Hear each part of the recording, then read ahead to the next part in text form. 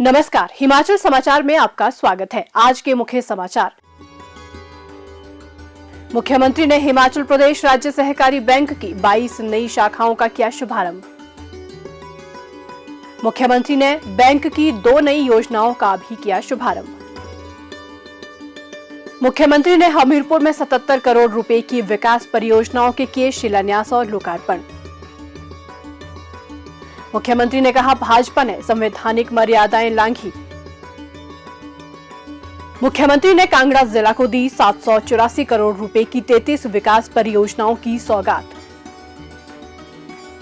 मुख्यमंत्री सुख आश्रय कोष के लिए अंशदान। और अब समाचार विस्तार से। मुख्यमंत्री ठाकुर सुखविंदर सिंह सुक्खू ने आज शिमला से हिमाचल प्रदेश राज्य सहकारी बैंक की 22 नई शाखाओं का शुभारंभ किया। उन्होंने बैंक की 2 नई योजनाओं, एक मुश्त समाधान योजना और उच्च घनत्व से बागवान विकसित करने के लिए ऋण योजना का शुभारंभ भी किया। उन्होंने बैंक द्वारा IBPS के माध्यम से की जा रही 232 लिपिक पदों की भर्ती के लिए ऑनलाइन लिंक की शुरुआत भी की। नई शाखाओं में समरकोट, झड़ग, नकराड़ी, पराला, धमांदरी, मेहंदली, जरोल, जनेहिड़घाट, अपर कैथू, खटनोल, निहरी, चाय का डोरा, स्यांज, भरारी, मंडप, धा टटोह, लोहाट, अवाहा, छतराड़ी, हलाहा, हरिपुर धार, टिम्बी और चांगो शामिल हैं। इस अवसर पर मुख्यमंत्री ने कहा कि एक मुश्त समाधान योजना से बैंक के डिफॉल्टर ऋण धारक जो किन्हीं कारणों से अपने देय ऋण की अदायगी समयानुसार नहीं कर पाए और जिनके ऋण खाते 31 दिसंबर 2023 को बैंक द्वारा NPA की D1 श्रेणी में दर्ज किए जा चुके हैं, ऐसे सभी बकायेदार ऋण धारक इस योजना के तहत अपने ऋणों की अदायगी का बैंक के साथ एक मुश्त समझौता कर निपटान के पात्र होंगे। मुख्यमंत्री ने कहा कि उच्च घनत्व के सेब बगीचे विकसित करने के लिए ऋण योजना के तहत प्रदेश के बागवानों को उच्च घनत्व सेब के पौधारोपण में नई तकनीक के प्रोत्साहन और नई किस्मों की पैदावार के लिए प्रति बीघा 8 लाख रुपए तक की ऋण सुविधा प्रदान की जाएगी।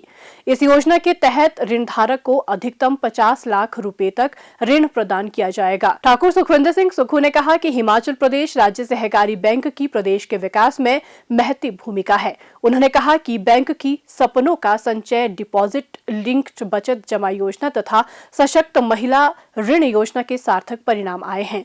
सशक्त महिला ऋण योजना के तहत अभी तक 16,836 महिला ऋणियों को 35 करोड़ रुपए से अधिक के ऋण प्रदान किए जा चुके हैं।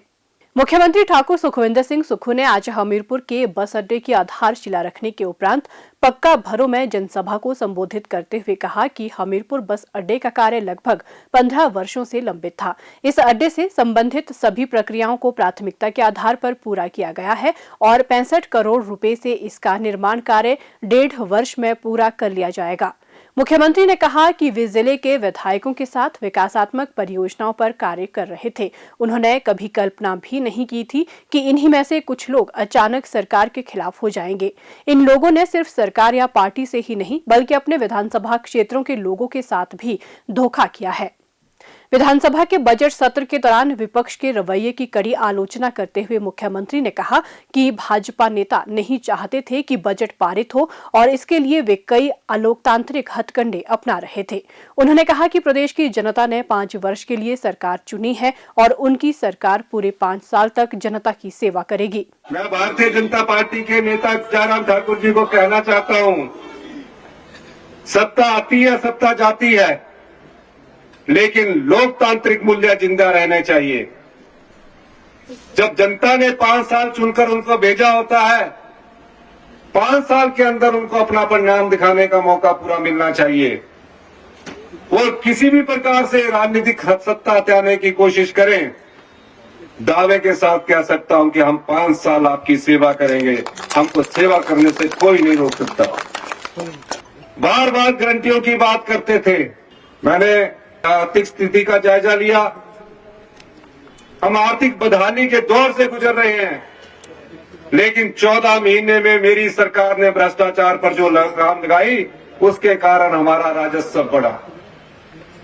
14 महीने तक हम नीतियां बदलते रहे, कानून बदलते रहे। माइनिंग माफिया के खिलाफ हमने एक आंदोलन छेड़ा। मैं जानता हूं कुछ माइनिंग माफिया हमारे खिलाफ हो गए, धन का प्रयोग करके सत्ता हथियाना चाहते हैं। हम आम आदमी से उठकर राजनीति करते हैं। सत्ता का मोह हमें नहीं होता, लेकिन भ्रष्टाचार इस प्रदेश में बिल्कुल पूरी तरह से खत्म करने के लिए हम कटिबद्ध हैं। मुख्यमंत्री ने कहा कि विकट आर्थिक स्थिति के बावजूद प्रदेश सरकार ने 14 महीने के कार्यकाल के दौरान कई जनहितैषी निर्णय लिए हैं, जिससे साबित होता है कि प्रदेश सरकार आम जन की सरकार है। प्रदेश सरकार भ्रष्टाचार के प्रति शून्य सहिष्णुता अपनाकर कार्य कर रही है। सरकार ने भ्रष्टाचार पर अंकुश लगाकर राजस्व में लगभग 20% की वृद्धि की है। उन्होंने कहा कि विकट वित्तीय बाधाओं के बावजूद प्रदेश सरकार ने 15 माह के भीतर अपनी 5 गारंटियां पूरी कर ली हैं। इंदिरा गांधी प्यारी बहना सुख सम्मान निधि योजना के तहत आगामी वित्त वर्ष से सभी पात्र महिलाओं को 1500 रुपए प्रति माह प्रदान किए जाएंगे। जितने भी सरकारी कर्मचारी और अधिकारी हैं जो ओल्ड पेंशन स्कीम में आए हैं, उनको मैं ये बताना चाहता हूं, ओल्ड पेंशन स्कीम के बाद जो हमारे में पर आर्थिक प्रतिबंध लगे, उन आर्थिक प्रतिबंधों से भी जूझकर हम उबर रहे हैं। 1780 करोड़ रुपए भारत सरकार ने हमारे ओल्ड पेंशन स्कीम देने के कारण काट दिए गए, लेकिन हमने हार नहीं मानी। हमने कहा हम अपने सरकारी कर्मचारी और अधिकारियों को ओल्ड पेंशन स्कीम देंगे ताकि उनका बुढ़ापा सुरक्षित हो सके। ये हमारी सरकार की कटिबद्धता है। महिलाओं को एक और मैं खुशखबरी देना चाहता हूं। 18 साल से ऊपर की जितनी हमारी बेटियां हैं, माताएं हैं, बहनें हैं, कल हमारी कैबिनेट होने जा रही है, उसमें हम बजट का भी प्रावधान करेंगे और 1 अप्रैल 2024 से 18 साल की सभी बेटियों को, महिलाओं को हम इंदिरा गांधी प्यारी बहना सुख सम्मान निधि से सम्मानित करने जा रहे हैं। ये हमारी गारंटी थी जिसको हमने पूरा किया। हमारी सरकार किसानों तक पहुंचना चाहती है। आपने देखा हिमाचल प्रदेश हिंदुस्तान का पहला राज्य बना जहां गाय के दूध पर और भैंस के दूध पर मिनिमम सपोर्ट प्राइस दिया गया, एमएसपी दिया गया, यानी कि गाय का दूध 1 लीटर 1 किलो 45 रुपए के हिसाब से खरीदा जाएगा और भैंस का दूध 55 रुपए के हिसाब से सरकार खरीदेगी। ऐसा क्यों? ऐसा इसलिए कि जो गांव में बैठा हुआ किसान है उसके हाथों में पैसा पहुंचे। मुख्यमंत्री ने कहा कि सरकार ने प्रदेश के हजारों आपदा प्रभावित परिवारों के पुनर्वास के लिए राहत मैनुअल में बहुत बड़ा बदलाव करने का ऐतिहासिक निर्णय लिया है। पूर्व मंत्री श्री रामलाल ठाकुर ने मुख्यमंत्री को मुख्यमंत्री सुख आश्रय कोष के लिए श्री नैना देवी मंदिर न्यास की ओर से 1 करोड़ रुपए का चेक और बाबा बालकनाथ मंदिर शाहतलाई न्यास की ओर से 50 लाख रुपए का चेक भेंट किया। इससे पूर्व मुख्यमंत्री ने 77 करोड़ रुपए की विकासात्मक परियोजनाओं के लोकार्पण और शिलान्यास किए।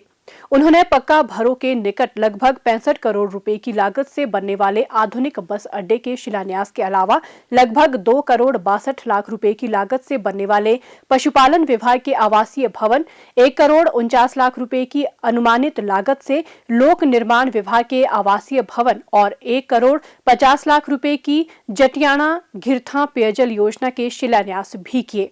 मुख्यमंत्री ने 2 करोड़ 23 लाख रुपए से निर्मित जिला कल्याण अधिकारी कार्यालय भवन, गर्ल्स स्कूल हमीरपुर में 2 करोड़ 40 लाख रुपए से बने साइंस ब्लॉक, 2 करोड़ 48 लाख रुपए के विजिलेंस थाना भवन, 1 करोड़ 38 लाख रुपए के ITI भवन और 48 लाख रुपए की लागत से रकड़ियाल में निर्मित वन स्टॉप सेंटर का लोकार्पण भी किया।